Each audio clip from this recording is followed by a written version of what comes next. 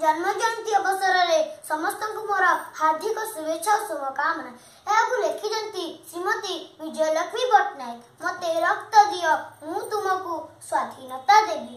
कटक माटीर ओडिया वीर से ओडिया भजार जानकी भवन। धन्य होइला तांकरी लागी सारा पृथ्वी रे एकासे नेताजी प्रचंड देश प्रेम रे साजी। हृदय सीए दुर्बार सीए विप्लवर से अग्निशिखा साहस रे थिला प्रचंड बर्णी देशभक्तिर विजय टीका।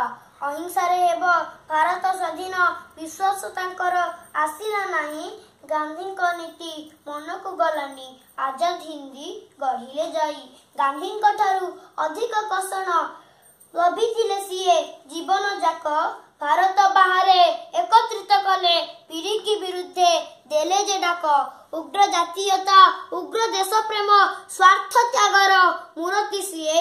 आईसीएस चाकरी को छाड़ी स्वाधीनता यज्ञ डेले जिए। दिल्ली चलो ओ जय हिंद डाक चहड़ाई देले भारत भूई। युद्ध पाई की प्रस्तुति कले सारा जगतर युवक नहीं। गांधी और सुभाष स्वाधीन भारत देखा तो दुहे चाहूले। जड़े हिंसा जड़े अहिंसा पथर यात्री भाव में उभा होइले। गांधी को देउथिले सम्मान मात्र नीति को तांकर देले आड़े। सरसज्जा रे सोईछि भारत अहिंसा रे से उठिब नाही।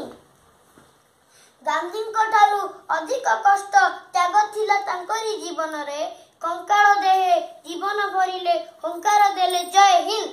एमिति संतान जन्मिबे केबे आउ कोई पुण्य भारत भूमि। नेताजी सुभाष पास भितरिले अमर होइले ए धराधामे। विजयलक्ष्मी पट्टनायक।